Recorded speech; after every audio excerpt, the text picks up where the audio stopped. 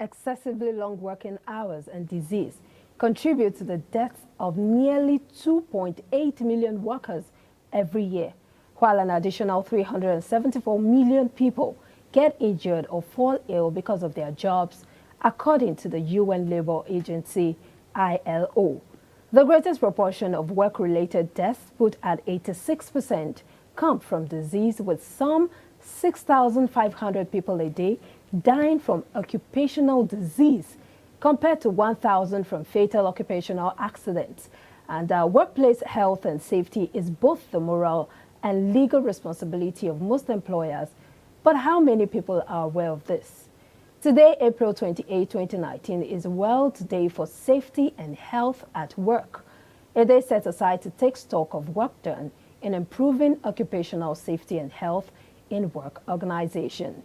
It's 5:30 this beautiful Sunday evening, and of course, this is Business Hub, your one-stop business mart where we connect business owners to their target market. My name is Omobolanle Adeshui. And of course, today on Business Hub, I have with me live in the studio, Dapo Omolade, CEO, Hbybrid Group. Good evening. Good evening, ma. Thank you for joining me on Business Hub today. Thank you very much. It's a pleasure to be here. So let's talk about Hbybrid Group. What exactly is Hbybrid Group about? Okay, thank you very much. Looking at what you have just said in the introduction of this program, it gives me a lot of concern and to understand that quite a lot still need to be done to protect workers in their workplace. Hbybrid Group is a holistic Nigerian company set up to bridge this gap that exists in this part of the world where there have not been adequate systems in place to guarantee that workers can work and go back home without any problem. Now, you say the systems have not been put in place. Who is responsible for putting the systems in place?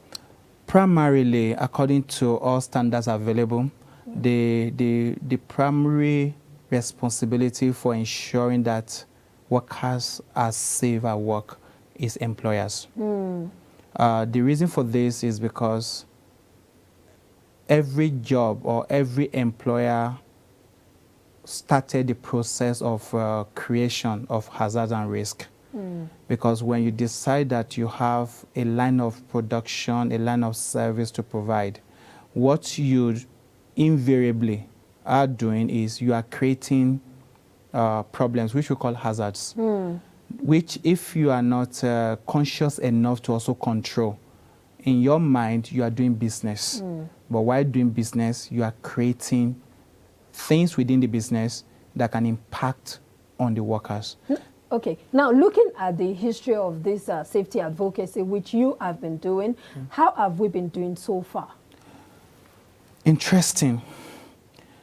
We started this business some 10 years ago. Okay. And at the onset of this business, 2009? 2009, 2010, at the onset of the business, the first thing that we try to find out is the awareness of Nigerians with respect to health and safety. And our findings was a bit traumatic because we found out that in the society, through opinion polls and researches that we did, that people understood health and safety or safety more like a security work or a fire work. And so it gave us an understanding that there's a big gap, because not being aware of health and safety does not stop accident from happening. Therefore, we put up the structure to make sure we can bridge this gap. I think in the last 10 years, from what I see, interestingly, this is a program where we can talk about health and safety. 10 years ago, that wasn't available. So it means there have been quite a number of awareness activities. I think the orientation is changing, but there's still a lot to do, because if you go around in Nigerian society, Ibadan and all of that places, what you still see sometimes scare you. So how does Hbybrid Group bring to the consciousness of Nigerians the need for safety awareness? I think what we have tried to do is to build a very strong advocacy unit that allows us to actually talk about this and let people get to know the challenges that they may have when they are working. We realize that a lot of people do not know. And that shows very clearly that education is key to us getting people to understand that they get hurt at work. Now, education in terms of training? In terms of training, in terms of awareness, public advocacy, rallies, talking, writing in the papers, doing radio, TV, must jingles. Be a whole lot of work. There is so much to do because if you go around, you get scared of what you see. And there have been times I've asked people, when you see things like this, what you tell us is that why are these people doing this thing in an unsafe way? But tomorrow you don't get to see them to know if they are alive tomorrow. Because a lot of them get caught in that job. But we don't even have enough statistics to show if things are changing. But I can tell you that things are changing because today we have a lot of things. I mean, World Day for Health and Safety is not what anybody understands in Nigeria before. The whole noise about this started a few years back because people are getting to know. Meanwhile, this celebration has been on for more than 16 years. You can imagine. But in Nigeria, I still tell some people, I say, oh, April 28th, it's World Safety Day. They say, what does that mean? And yet it's been on for more than 15 years globally. So when can a workplace be considered safe? Because I know you talked about the fact that it is a responsibility of the employer yes, to ensure that a workplace is safe for the workers. Yeah. But when can you consider a workplace safe? When you have put the right structure in place, and I will define that structure in two ways. First, when you have put up a policy that tells the workers that you are responsible for their safety. Like a written statement? A written statement, because that's when if I'm a worker and you come to me and say, hey, Dapo, I'm responsible to make sure that while you work here, you get back home without any accident. You have put something in me that will give me opportunity to ask you a question when you're asking me to do something stupid. So I will say, sir, but you said you were going to protect me. Why are you giving me this kind of task to do that can kill me? Every worker, do they know what exactly poses a risk? Most realize it. A lot may not know because that's where education comes in. Exactly. But I mean, when you are doing something that can hurt you, sometimes you also know. Because normally as a human being, when you're doing something that can hurt you, you get a bit tense, you get a bit agitated, you are a bit very scared. And when you finish it, thank God I finished it. That means while you were doing it, there was something that was prompting you that, hey, you can get hurt. Somebody climbing a ladder, you can't be climbing a ladder to 10th story, and something will not be telling you that, hey, I can fall, I can fall. So when that is telling you that you can fall, it means you know you can fall on the ladder.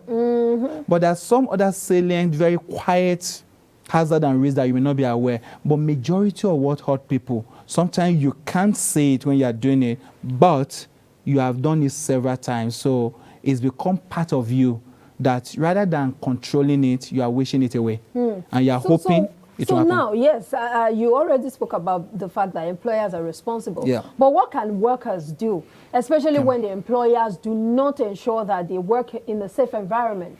That's what I was trying to say that before. If a worker set up a policy, if a company or employer set up a policy to say, guys, I'm responsible for your safety here. I will make sure that when you work, you go back home safe. He has created something in the mind of the workers that says, okay, sir, what else do I need to do as well? Because there's also a responsibility from the worker. Because a company can set up all the structure and the worker refuses to do it. Then that becomes, oh, I'm going to protect you and I've given you the protection to use. Why are you not using it? That's a different ball game. So that becomes a responsibility on the worker to ensure that he uses what the employer has provided. However, it is the responsibility of the employer to provide it. If the employer does not provide it, or he does not even tell the workers about it, he has hidden something from them. And that's what is happening in this part of the world. Many organizations have no written policy on health and safety. That means the employer is hiding something from the workers. If you tell me you're going to give me money tomorrow, what will I come to you to do tomorrow? I'll come ask you for the money. So if you tell me you will protect me, I'll give you PPE, I'll give you protections, I'll make sure you don't walk to... So what are PPEs? Oh, sorry. Personal protective equipment. Example, a hard hat, a safety shoe. I mean, you see people working on construction site and wearing slippers. Some of them don't even know that they deserve to have those things. That's what I'm saying. So when an employer says to them, it's my responsibility to give you all that you need to be safe. If you don't give me, I'll come ask you. But what if he doesn't say it? What if they are both ignorant? Then when employer knows, oh, right, that's where you need to be very careful. Employers, most of the time, they know, but they don't do the job. And the truth is, every accident right at the bottom of it, or who gets injured, is the worker. We say they are the sharp end of the nail. They are the one that, because it's only the sharp end of the nail that get blunt. So you mentioned something about hazards and risks. Yes. Can you enlighten us on that? Basically, when you create a workplace to do anything, there are things that can cause injury or accident or even illness to workers. Those are what we call hazards. They have the potential to cause the injury, the harm, the ill health or disease to the worker. When they are there and you do nothing about them, we say it has potential. That means it has the ability to do. So if you don't do anything about it, it will eventually do that. So I'll give you a very good example. You work in a place where you have a lot of dust. Dust is a hazard, and it's just a matter of time. The workers are going to come down with all manner of respiratory diseases. You cannot say that, oh, it will not happen to your job because you don't know about it. As long as there's dust around you, you're going to come down with it. Okay, let's take a short break to watch the clips put out by the International Labour Organization, that's the ILO, in commemoration of today's World Day for Safety and Health at Work. We'll be back.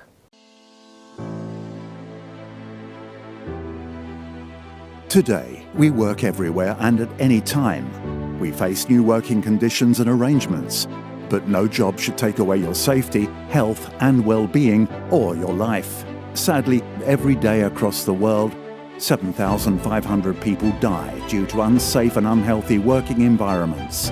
Of these 7,500 deaths, the majority, 6,500, are due to work-related diseases. Work-related deaths are only one part of the tragic picture.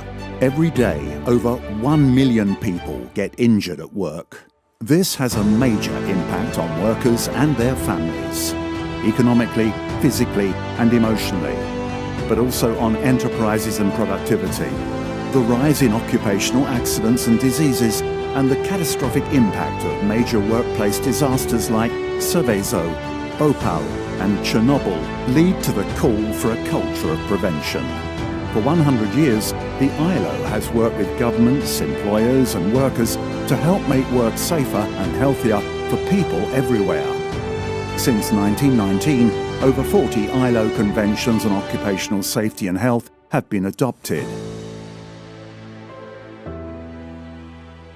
It is urgent to join global efforts by ratifying the core conventions. They provide minimum standards aimed at the protection of workers from multiple risks. ILO has also developed codes of practice, guidelines, publications and training materials to increase competence. Held each year on the 28th of April, the World Day for Safety and Health at Work focuses international attention on the need to prevent deaths, injuries and diseases caused by work.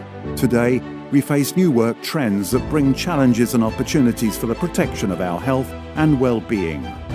Technology, changing demographics, sustainable development, changes in work organisation. Some of these trends create advances for safety and health, and others create risks for workers. What can be done? Anticipate new safety and health risks. Involve more disciplines in managing safety and health at work. Acquire new skills. Look beyond the borders of the workplace and embrace wider public health prevention strategies. Ratify and implement ILO international standards on occupational safety and health. They are timeless pillars in a time of great change. More than ever, we must stand by governments, workers and employers as the world of work evolves, but also expand our partnerships. Together, we must seize these opportunities for action to create a safe and healthy present and future of work for all. All right, welcome back. It is still Business Hub, your one-stop business mart where we link up business owners with your target market.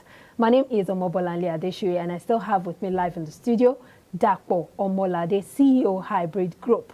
Now, that's some worrisome statistics that put out by the ILO. What exactly has been done about this? That's why the ILO is coming out with this campaign. And for this year, they're even a bit, they're being futuristic. Because the theme of this year, yes, we're talking about the future of work. And this is very interesting. I was sharing with a friend of my colleague, professional colleague. I said, "Hi, Lucia, please save us a little bit because you're already talking about the future of work. Here, we have not even done the traditional work." So does it mean they have achieved some level of... They have achieved a significant level of health and safety. So they are now saying, oh, for the traditional work that is going on now, we already have controls, we know what to do. So let's start talking about what will happen in the next 5, 10, 15 years. So are you saying that theme is not applicable to us here in Nigeria? Honestly, we have not taken care of people working on ladders. How are we going to start talking about people using nanotechnology? Wow. That's the future of work. The future of work is the technology. It's all the advancements. Things are going on now that people are wondering what is going to be happening in the next 10 years. I was reading, I follow a particular tweet and there was a tweet, I even said this in one of the companies I spoke recently on this World Safety Day. And the MD of that car company is saying something. And what is he saying? In the next coming years, very close, we are going to have driverless car. I said, but that's not new. We already have them going on.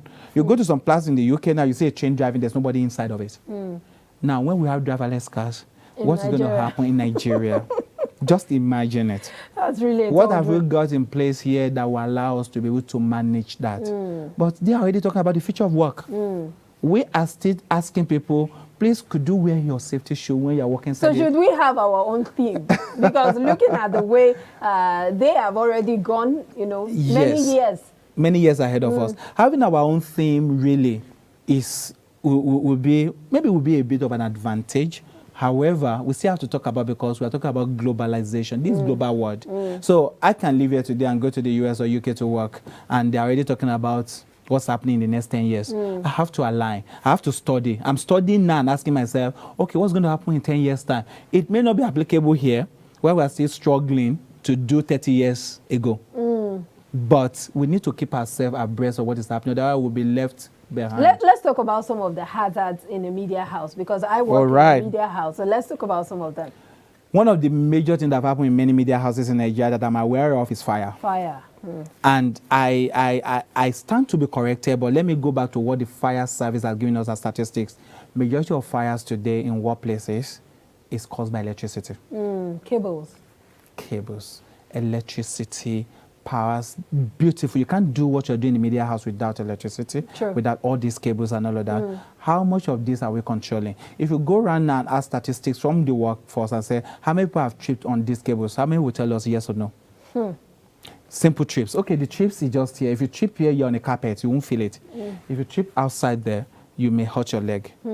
It's not impossible. And maybe your tooth. Exactly. It's not impossible that in a workplace like this, some people have had very good injuries, but they may not even mention it. Why would they mention it if there's no system in the workplace to say, when you get what we call a near miss, or it almost happened to me, but it didn't even happen. That's a near miss. A near miss.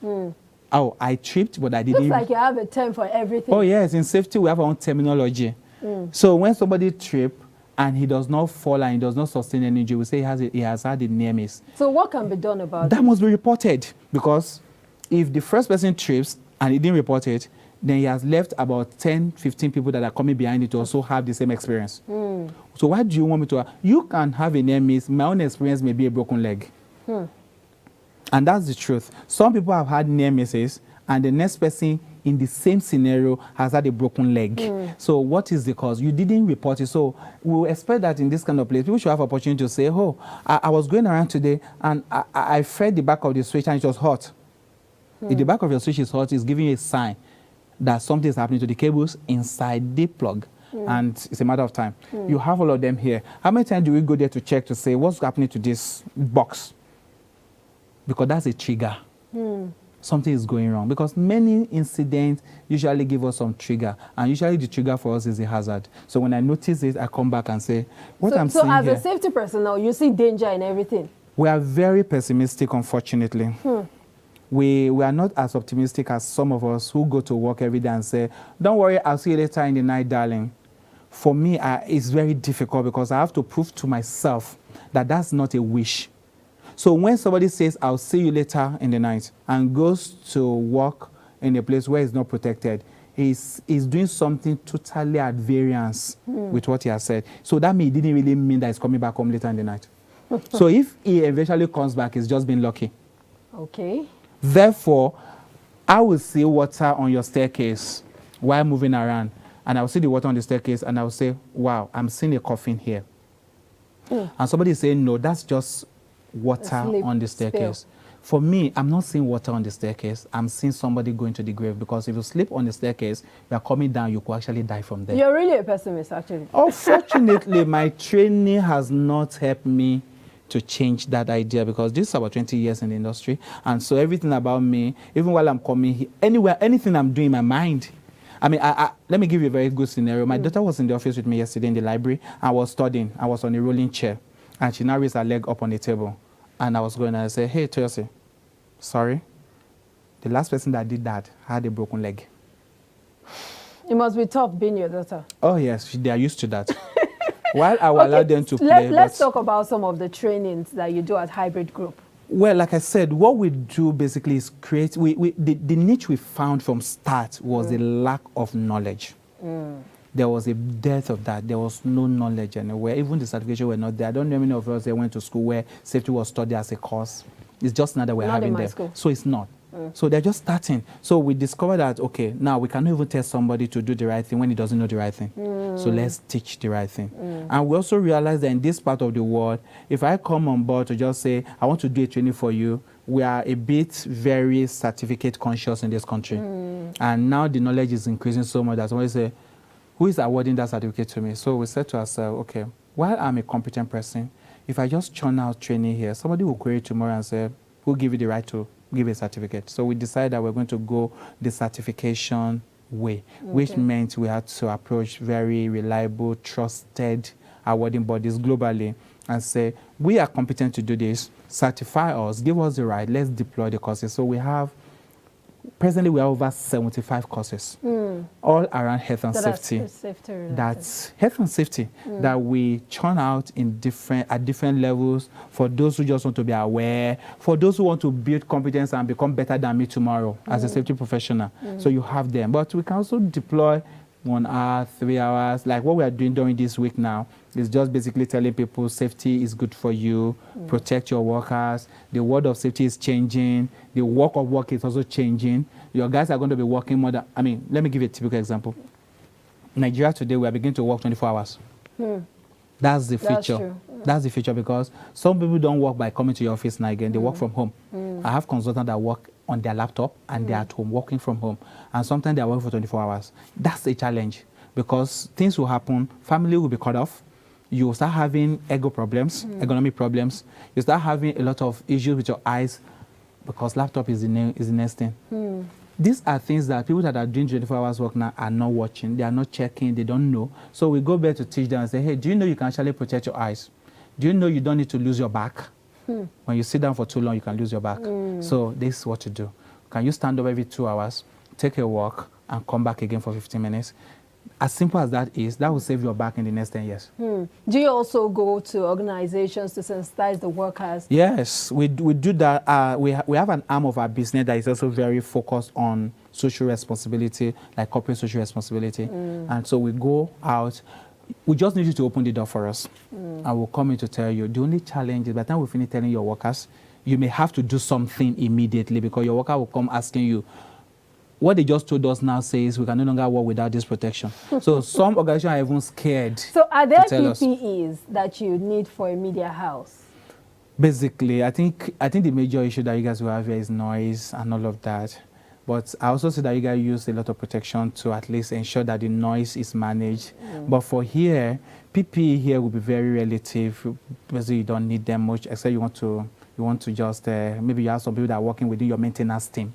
Your maintenance team definitely will need, because they may go into the generator, go into your equipment, so they may need some hand gloves and all of those things. But what you will need more here is an awareness to let people know, hey, this is a workplace, and therefore we can get hurt here.